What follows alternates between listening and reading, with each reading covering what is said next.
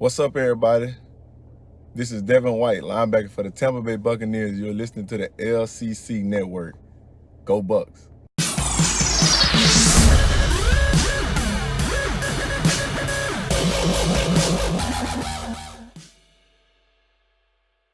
Hey everyone, welcome to the Commissioner's Clubhouse and the LCC Network for the first episode of 2020 in the offseason. Only 35 more to go until the regular season begins. But to kick it off, we've got Jameson and a back-to-back Little Curveball champion, Cody, on the show tonight. What's going on, y'all? Well, how y'all doing? I'm all right. First time. It's been a while since I've been on. Yeah, it's been a minute. Yeah, it feels like it's been a minute for us. We've had a couple weeks off. It feels weird to be back, for the offseason. It does feel weird, doesn't it? Yeah, that season flew by, I think. So, but here we are, guys. It definitely flew by for you. Yeah, well, yeah, it was a week short for me. When you go 5 and 7, and it goes by pretty quick. Yeah, by about week 10, I was like, all right, I'm ready for this one to be over. We got some for the show. Obviously, it's the first week of the offseason. We're going to talk about the LCC championship game. We're going to talk about owner expectations, and then we're going to finish up the show with a very, very quick playoff prediction. Real quick before we jump into that, guys, draft location ideas are posted. Were posted on January 1st. Be sure to comment on that about where you think that should be. Remember, there's going to be, I don't know. Oh, it already closed. That already closed. Oh, so the voting's going to kick off soon, yeah. Oh, the voting's coming soon. Okay, gotcha. Voting coming soon. And then draft order proposals. That's the one that's being you post suggestions for, right? Going on. Yeah. So you post suggestions for that one. So we have to determine. Yeah, you got to get those in. Yeah, get them in. We got to determine where we're going to do the draft and how the draft order and waiver wire order is going to look. We need to get all that figured out here soon. So be sure to get in there and comment and vote on anything that you see up there. So, all right, guys. Anything to do before we jump in? Let's jump in. Let's do this. I'm pumped. I'm ready. All right. Well, here we go.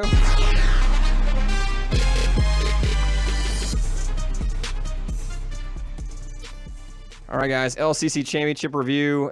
Everyone knows now. Cameron defeats Daquan 276-259 in what was a fairly low Little Critter Bowl scoring. A Little Critter Bowl, I think. Yeah, it was a little underwhelming, the fact that they didn't write players in before kickoff started. I know that one. He's probably going to be thinking about that one for a while. It's a debacle. This is terrible. I mean, all through the week, all through the week, I'm pretty sure Jordan was talking to him, and then he's monitoring the situation, and then going up to that point, you see no change. Yeah. And I don't know, you hope as soon as DJ Moore went down, honestly, that was two players. People had already counted him out. It was honestly a lot closer than I had anticipated. It was close, and it was actually the lowest scoring Little Critter Bowl game since 2016 when Matt and Maria played. That was back on an old scoring system too, though. So that was it's a little bit different. But yeah, Daquan didn't set up, and DJ Moore, like Cody referenced, DJ Moore went down with only 1 point in the first half. Miles Sanders, surprisingly enough, led Cameron's offense with 40 points. Joe Mixon finally had down week again that he was supposed to play against Miami. Bobby Wagner led Daquan with 48 points. Daquan's defense was actually pretty solid across the board. There wasn't any drops there. It was just offense didn't really get it together with the Nick Chubb and then the injury and the guy that was out. But a quick stat, guys. I looked at both their teams. Cameron, 48.5% of his points from his offense, 51.5% from his defense. So very, very balanced. Quan 30 points on offense, 6% from the defense. Both these guys started 5 offensive and 5 defensive players. So I just thought that was interesting that it was that spread apart. You know what I mean? For the two of them. Anything about Cameron's team was definitely defense heavy.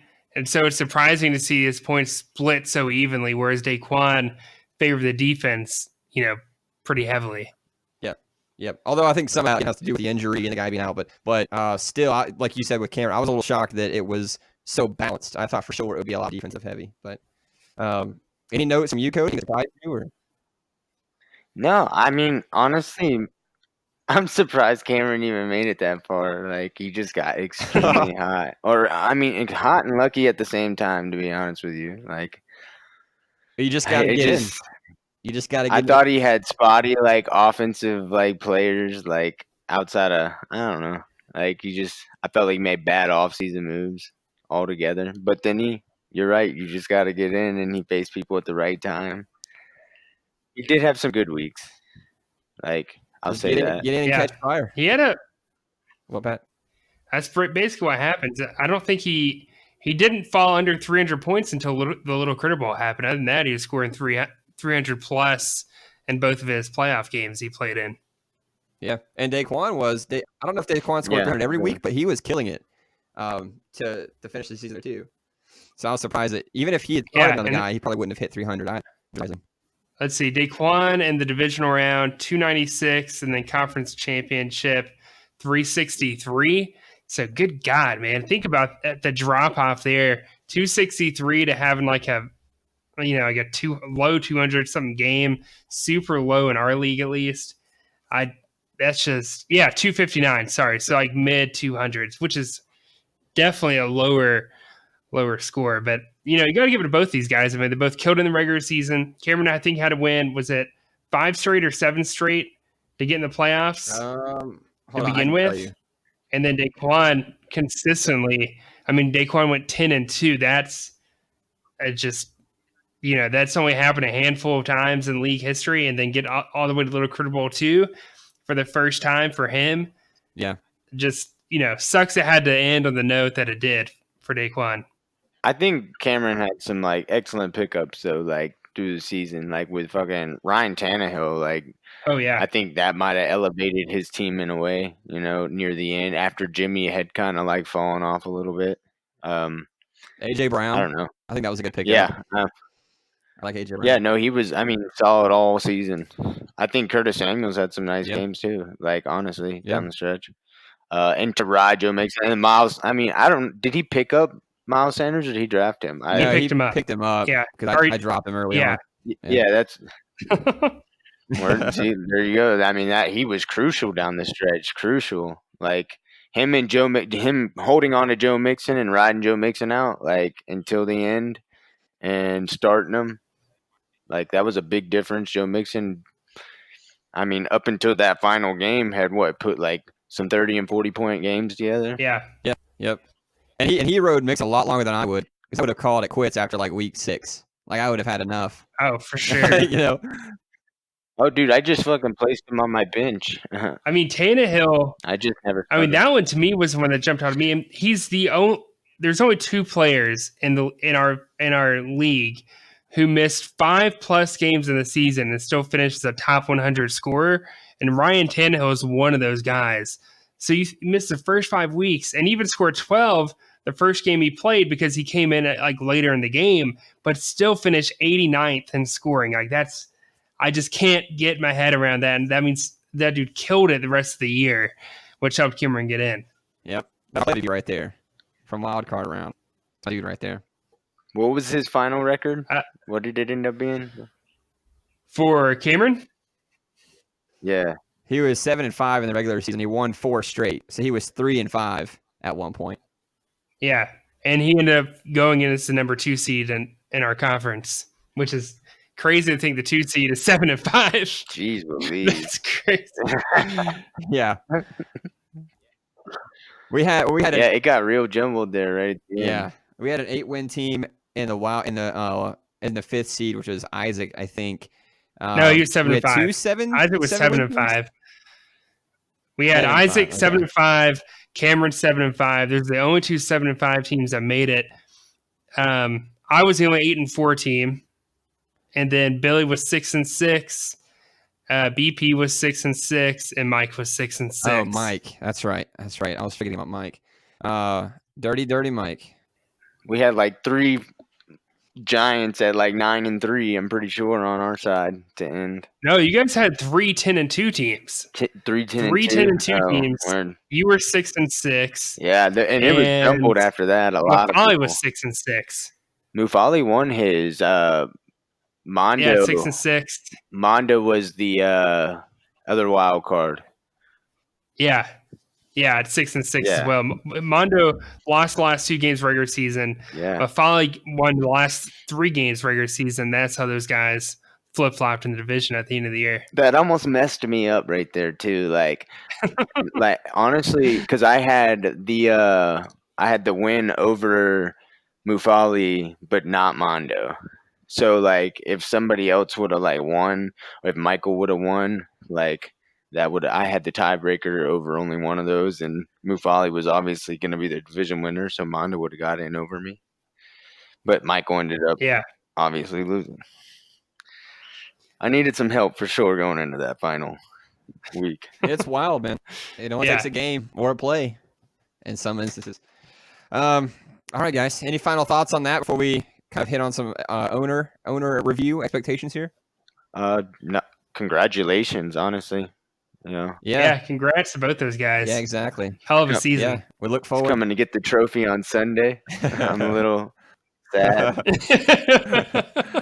Look forward to 2020, guys. Oh, he's gonna bring that thing to the draft with the ring, and it's gonna be obnoxious. That's all I've got to say. Oh, absolutely. That was the first thing he said to me when we went to the Panthers game. He was like, "Yeah, you suck at predicting games." Like, the very first thing. I hadn't seen him in like a year. Well, I guess I saw him in the draft, but all right, guys, let's do some owner expectation stuff here.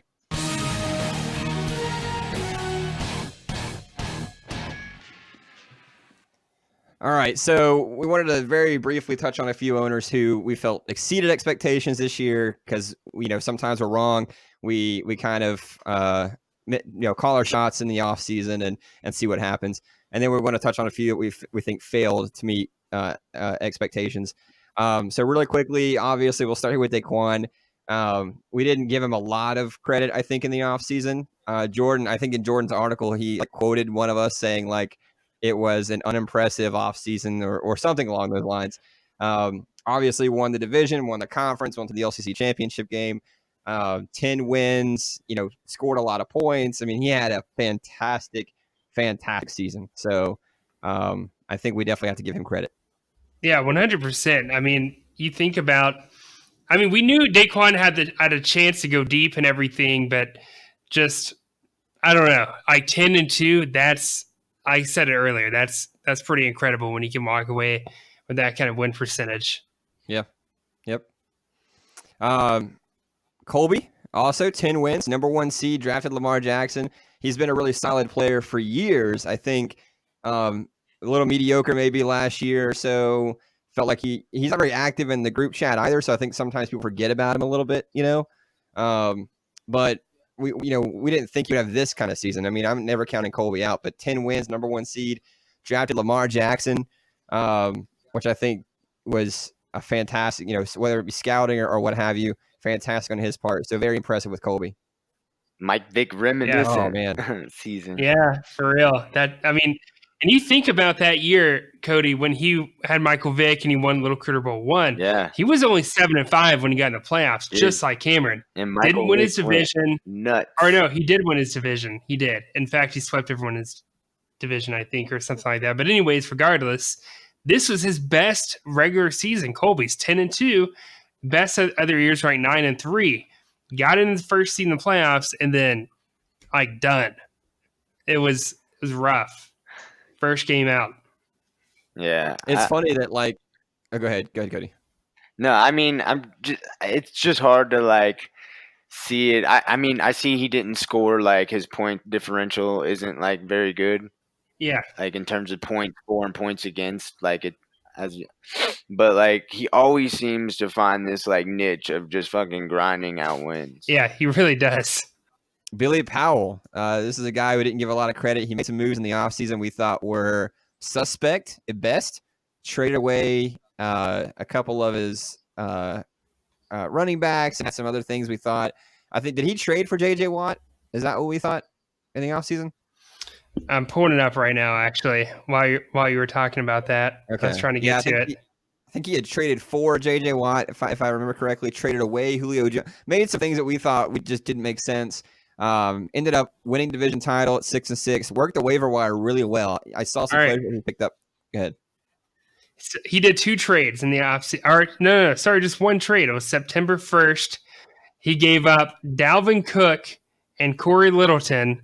Well, because remember, him and Isaac did that trade but right, I don't know if it's before the draft, after the draft, during the draft, whatever. But basically gave up Dalvin Cook and Corey Littleton for Stephon Diggs, Daniel Hunter, and Jesse Bates. No, he made one. He made one back in May. I remember right when he got in, he made one. I don't know why I didn't capture it then, because what was the team? I know what you're talking about. No, it was the same. It was past 300 days. I'll do 360 days, I guess, 365, if that makes a difference. But that did make a difference. There we go. Early. Yeah, March.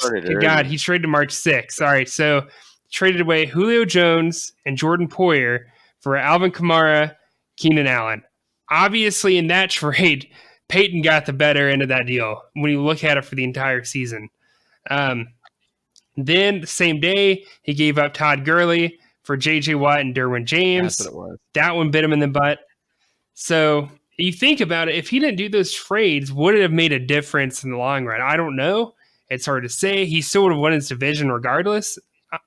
It's just whether or not he would have got deeper in the playoffs. Yeah. Well, the waiver wire pickups were impressive. Von Bell, Xavier Woods, Zach Cunningham was kind of solid on the stretch at the end. And then Thomas Davis had some big games. I think he worked the waiver wire a lot better than I thought he would in his first season with us. You know what I mean? Like, I always think there's a kind of learning curve, rookies and IDP fantasy, but I think he handled that pretty well, in my opinion. Oh, without a doubt, yeah. I just feel like those are the guys that you can find. Like, you know what I'm saying? Like, you're not going to ever find that elite running back sitting out there. They're very rarely develop, like, within season out of nowhere, you know?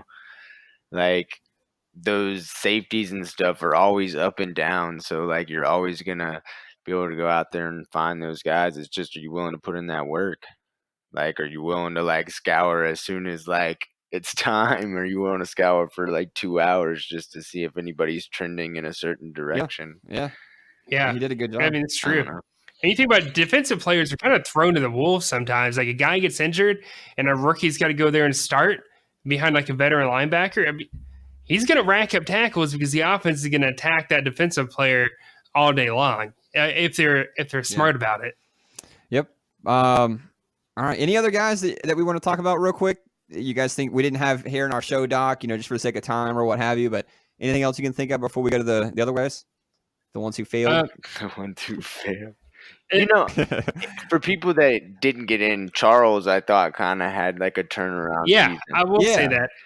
This is his best year ever. Yeah, like he's been struggling, man, and it's been a lot of injuries, but he kind of like got a nice little roster put together and, was really close. I mean, obviously tied with a lot of us and actually, going 6-6, but shout out to him. Yeah, no, he did great. And one more game and he would have been a playoff in the team. Playoffs. So he had a good season. I think he was one of those guys that we liked their offseason moves, if I'm not mistaken. I think he was one of those guys that we thought had a really active offseason. Sure. Yeah. At one point, we were saying it felt weird, but we were saying like he's actually the favorite to win his division. I remember kind of like midway through the offseason, just the way his trades went. I mean, we were kind of leaning towards him over Jordan and Daquan, which is, you can laugh at it now, obviously, but it ended up paying off in some aspects. He finished 6-6, best record for him so far. Now just kind of, can he improve on that, or does he kind of, regress back to 4-8, 3-9, kind of where he's been? Yeah. Yep. All right. Some guys who failed to meet expectations. These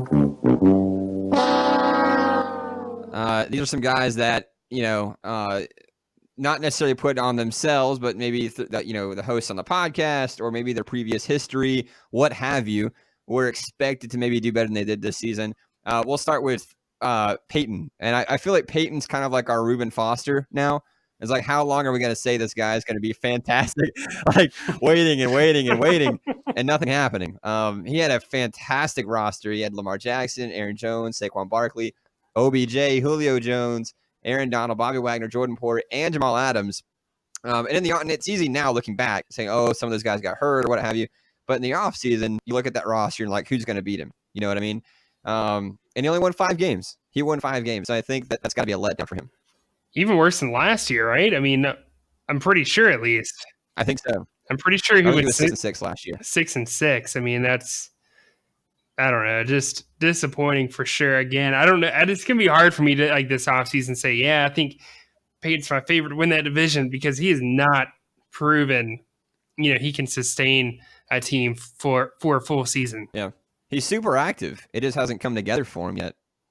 Yeah, I mean, he's just got like unreliable players. Like, OBJ is not producing. He had like touchdowns. He just didn't produce touchdowns this year. Julio's always never producing touchdowns. They're big names and stars. Julio never. Yeah. Julio, I'm just saying, like, let's Yeah. be serious. Julio's downfall every year is like he doesn't have the touchdowns compared to like other receivers. In my opinion. Yeah, he'll rack up 1,500 yards and 105 catches, and then he won't get more than 3 touchdowns, in a season. So, and you got other Aaron guys Donald. like Aaron Donald had a down year. Yeah, well, I mean, he's getting triple teamed, man. Yeah. Double teamed. Like, it's so hard. He has an effect for other players. That's why you saw a lot of other players get off around him this year. Fowler being one of them. Yeah, Dante Fowler. Corey Littleton, I felt like had another great season, kind of on top of the one before. Saquon Barkley got hurt. Jamal Adams got hurt. I mean, looking back, it's easy now to say why, but it definitely had higher expectations in the offseason, I think, than we saw what happened. So, John, this is another team, Pat, that you talked about a lot. I mean, a lot. You were like, this guy's going to win it all. This guy, you were like, this is a guy that I don't want to play. The defense is going to be historic. He had, without a doubt, Darius Leonard, and I think he had a couple of great safe. I mean, the defense just looked like it was ready for a great season, and he won 6 games. Yeah, I mean, that definitely one of those letdowns where you think to yourself, what happened? Like, where did this go wrong from the beginning? You know what I mean? Like, it's just Darius Leonard was definitely probably the X factor, if you will, and what happened? How did this go wrong? Like, how could we be so wrong analyzing a team? And it, like you said earlier, kind of injuries and just fluky things that end someone's fantasy season. And I don't care what anyone says. That BS. Oh, there's no such thing as luck, dude. Fantasy football is the epitome of luck in sports. It really is. There isn't a luck aspect. No, I think the majority of it is talent, but there is a luck aspect or chance, if you will, whatever you want to call it. It's definitely part of it. Yeah, I mean, there's an element of that. I mean, if it was easy to do with stats, it wouldn't be fun, if it was just done on paper. You know what I mean? So there's definitely a little bit of that to it. Yeah. I think Darius Leonard I wouldn't even put it more on him. Let's be serious. Y'all all had Deion Jones sitting at number 2 in your rankings. And he's like laid one of the bigger eggs of them all. Yep. I mean, 100%. Didn't produce. Do you remember the way he finished? And it wasn't just us. I remember, I'll throw some names out there. IDP Guru was super high on him. I remember the same was for Fantasy Pros. I mean, every serious IDP source and ranking system out there had Deion Jones as like a tier 1 linebacker, just like we did. But God, could we have been any more wrong about him? Well, do you remember how Deion Jones finished the 2018 season? Like when he came back from the injury for like those 4 weeks or whatever. Yeah. It was amazing. And I mean, I traded a 2nd-round pick for him in our other league, and could only have him for one more year. I thought that highly of him. And then, yeah, like Cody said, he just completely collapsed this year. So, just didn't work out. And then one more here to wrap it up. We got Jordan. I've always had a pretty high opinion of Jordan. I think someone that I think can always piece things together. But kind of the same thing as John. Like great roster, but when you look back, you kind of see why things went wrong. Sony Michel, T.Y. Hilton, DeMarcus Lawrence came off the shoulder surgery. Pat Mahomes got injured. Clayton Gathers, I think he got injured again. I'm not sure. It wouldn't surprise me if he did.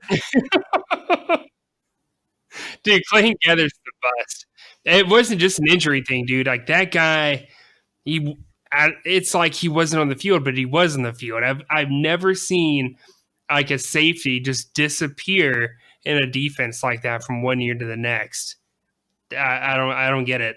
I don't know. Like, I think this has kind of been the story for Jordan for about, going on 3 years now, maybe. Yeah. And where like he puts his dependence in on players that end up being hurt, like, or linebacker wise, let's see how many years did he go in with Quan. Like Yeah. Quan's been hurt 3 years in a row. Like you see the talent, but at some point, like you gotta like distinguish when you're gonna let it go and like when it's not worth it. You know what I'm saying? Yeah. No, I totally agree. He's been struggling for multiple years now. I want to say for like 2 or maybe it is 3. Cody, I may have to look at that. While you guys are talking, I could be wrong. I'm pulling it up right now. I just feel like he runs into injuries a ton. Like, all right, his last winning season was 2016 when he went 8-3. But the last time he made the playoffs was 2017. He made it at 6-6 and won his division. So, yeah, it's been rough. He fell victim to the Deion Jones thing as well this season. Yeah. But I mean, I guess I gave him Joe Mixon, so it wasn't all bad. well, so we move on, guys, and that's not everybody. That's just some of the ones we wanted to highlight. Obviously, there were other guys that we felt exceeded or didn't really meet all their expectations. But all right, that's it, guys. We do want to finish up real quick before we get off. Very quickly, NFL playoff predictions. I'm going to have this edited tomorrow morning and up probably by Saturday. I packed it up before the games. We'll see what happens. But NFL playoff predictions: Bills at Texans Saturday at 4:30. Who do you guys got? Oof. I'm gonna go. I got Bills. Yeah, I'm going Bills too, man. I'm right there with you on that. I love that defense. I want the Texans to win, though. I'll be rooting for them. I'm pulling for Buffalo. I think the Bills are gonna win. I'm going with the Texans in a low scoring game in the dome. So we'll see what happens. Titans at Patriots Saturday night. Who you got? It's in New England. That's all I need to know. I'm going Patriots. I'm actually going Tennessee just because like that graphic that they're like 0-3. Like when they don't have a first round bye. When they don't get the bye? When they play the wild card round? Yeah, when they don't get the bye, yeah, they're 0-3. I'll go New England simply because I think they're definitely declining, but I'm not going to buy into it yet. I think Tennessee had a great year. I like Ryan Tannehill. I like some of those pieces, but I think New England wins it in a low-scoring game. Vikings at Saints Sunday at 1 o'clock. Who do you got? I don't even want to say it because I feel like I'm going to get it wrong either way. I mean, that's such a toss-up. It's in New Orleans, though. It's in the Superdome. Drew Brees has had a solid year. Their defense has been really good. Again, I'm gonna go New Orleans. It's hard for me to pick against them in the playoffs when they're playing at home. Yep, same for me. I'll go New Orleans. All right, and then the last game here: Seahawks at Eagles. I think this is the game that won't even be close. Seahawks at Eagles Sunday at 4. Who do you guys got? I got the Seahawks. You guys think I'm crazy? I'm going to go with the biggest upset of the weekend. This can be Philadelphia. Well, that's not even. I'm telling you. I think they're favored at home, if I'm not mistaken, by like a point or two. Which they are, which is crazy. And if you talk to like living out here in Portland, listen to the local radio station out here, the sports station, like everyone's talking. They're all Seahawks fans, and everyone has the same feeling. Like this is not going to be pretty. Going to Philadelphia, it's a 4:40 p.m. so later afternoon game. Most of the people in Philadelphia by 4:40 in a playoff game are shit-faced at that point. It is going to be loud. It's going to be obnoxious. It's going to be one of those games. Going to be won and lost in the trenches. I feel like. I'm going Philly. I think Seattle dragged them. Yeah, they got Marshawn. I love the receivers. I mean, I think Seattle drags them up and down the field. I think Seattle just beats the brakes off Philly. I hope they do. That team is banged up. That team is way too I hope beat they up. do. I just don't think they have receivers. Like, they can't even attack like the Seahawks like weakness, in my opinion, and that's the secondary. Can anyone name a receiver on Philadelphia right now? No. JJ Ortega-Whiteside. Yeah, I guess. Yeah, there you go. JJ. That's it. I don't even know. I mean, I think the other guy is Ward. I don't even know who their second receiver is right now. I think it's Ward. Maybe I don't know. Seattle's gonna beat the holy crap out of them. Dude, you say that, but Carolina almost beat Seattle. That says so much to me. when you look at the Panthers this year, and especially at the end of the year when they played Seattle. We'll see. We'll see that. We'll see. I think it's gonna be pretty ugly. All right, guys. Well, that's it. We're done. Any final thoughts before we close out? No, we'll have another episode for you guys next weekend. Make sure you hop in for that. And like Jameson said, don't forget to, throw in your ideas for how we can decide the draft order and everything, because that closes on the 12th. All right. Anything from you, Cody? Nah, man. Peace. All right. Goodbye.